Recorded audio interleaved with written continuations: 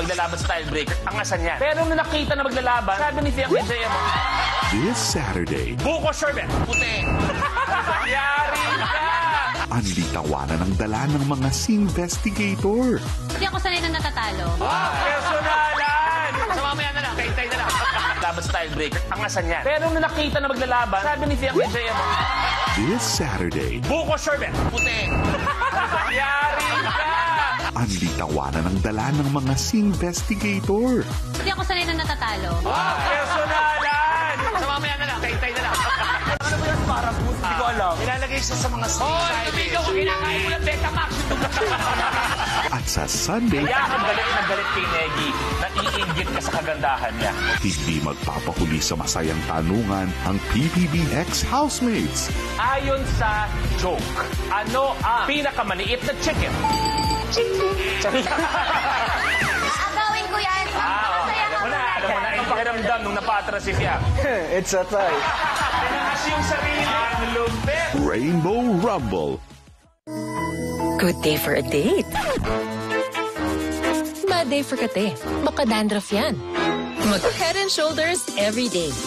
So you're up to 100% dandruff-free every day. Head and Shoulders. At first I was afraid, matabang lahat. Kept thinking, cooking's not for me, and just give up. But after spending so many nights, nakuha ko ngiti sara dahil sa Lola. They'll be wanting for more. Lola. And now I'm back. Luto mo yan. Lagi akong hinahanap sa gatherings, bawal wala. Basta may Nor ang luto ko, they love me even more. Basta Nor luto mo yan. Walang pasok, Nahanap nyo na yung mapaglilibangan nyo. pero may libreng zile ngayong Sabado. Ang gagawin mo lang ay hanapin siya. In na in ang lupit ng Gods of Egypt. Nasa loob dito ang mga mata ni Horus. Nanlilisik sa bangis ang mga mata sa dilim. Ang mission order ko kumuha ng impormasyon. At nakaka-goosebumps ang The Commuter. Hanapin mo ang bag at mapapasayo ang 100,000. May pasok sa libreng zile. Gayon din sa A2Z. First time ko sumakay ng commuter train. Eh ikaw, Araw-araw sa nagdaang 10 taon. paano kaya kung pakiusapan kitang gumawa ng isang bag at wala ko namang kabuluhan sa'yo pero pwedeng makaapekto ng malaki sa isang narito sa trend ngayon? Bakit kailangan kong gawin? Dahil may kapalit na reward. Ito na. Isa sa mga narito ay hindi kabilang dito. Ang gagawin mo lang ay hanapin siya. Ayoko. Hindi ko kaya. Namanmanan ka nila.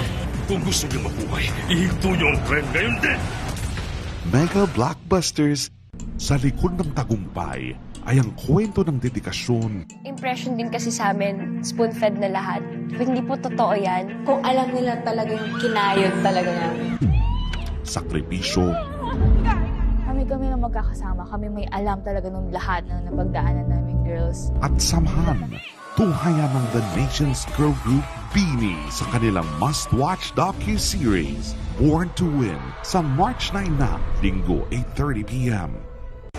Lahat ng to, trabaho lang. Patay na lahat na pwede mag-witness sa atin. Professional lahat. Ang tumira dyan. Hindi lang iisang grupo to. Marami. Mas mabilis itong masasara. Mas mabuti. Sabi mo, lahat gagawin mo, di ba? Siyempre natuto ko sa'yo. Handa na ako. Akin na to. Ako na. Dapat malinis. On the Job sa Sunday Blockbusters. Abangan ang mga balitang A to Z ngayong March 7. Dahil sa nakikita po natin as evidenced by the CCTV, wala pong pagbabantay na nangyari. Pag-iska po ng isang Korean fugitive sa QC, huli sa CCTV. 3 immigration operatives iniuugnay sa pagtakas. Lakas loob ang aking corona. Sa balitang showbiz, Miss Universe Philippines 2023 Michelle Marquez D, isa ng reyna sa kanyang bagong musika. At sa ating kwento ng inspirasyon, tampok ng isang dalagang Pilipina na hindi lang maganda, malakas pa.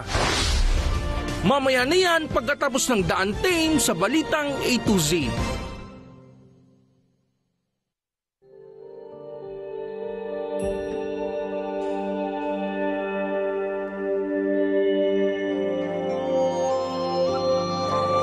Doon ako dadaan.